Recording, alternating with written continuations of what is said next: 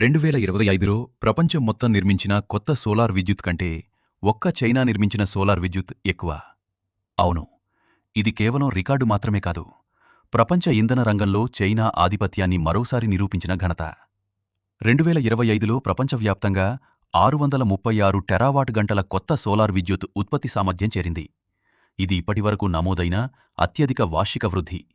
అందులో చైనా ఒక్కటే 336 టెరావాట్ గంటల కొత్త సోలార్ విద్యుత్తును జోడించింది. అంటే ప్రపంచంలో కొత్తగా చేరిన సోలార్ విద్యుత్తులో 53% వాటా చైనాదే. మరింత ఆశ్చర్యకరమైన విషయం, చైనా ఒక్క దేశం జోడించిన సోలార్ విద్యుత్ మిగతా ప్రపంచం మొత్తం కలిపి జోడించిన 300 టెరావాట్ గంటల కంటే కూడా ఎక్కువ.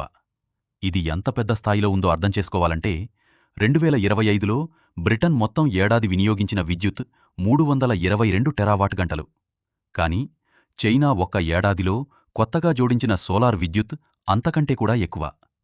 చైనా తర్వాత మిగతా ఆసియా దేశాలు 90 టెరావాట్ గంటలు, ఉత్తర అమెరికా 86 టెరావాట్ గంటలు, యూరప్ 80 టెరావాట్ గంటలు జోడించాయి.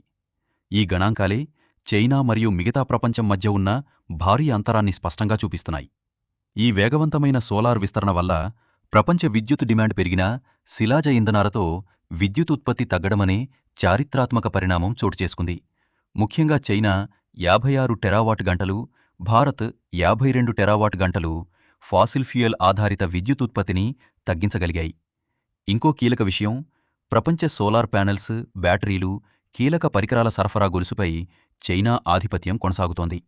దీంతో సోలార్ విద్యుత్ ధరలు తగ్గుతున్నా ప్రపంచ ఇంధన మార్పు, చైనా విధానాలు, తయారీ సామర్థ్యం, వాణిజ్య నిర్ణయాలపై మరింతగా ఆధారపడుతోంది. ప్రపంచం స్వచ్ఛ ఇంధనాల వైపు వేగంగా అడుగులు వేస్తోంది.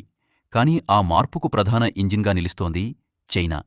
సోలార్ విద్యుత్ రంగంలో చైనా సృష్టిస్తున్న ఈ భారీ సామర్థ్యం రాబోయే దశాబ్దాల్లో ప్రపంచ ఇంధన, ఆర్థిక, జియోపాలిటికల్ సమీకరణాలను కూడా ప్రభావితం చేసే అవకాశం ఉంది.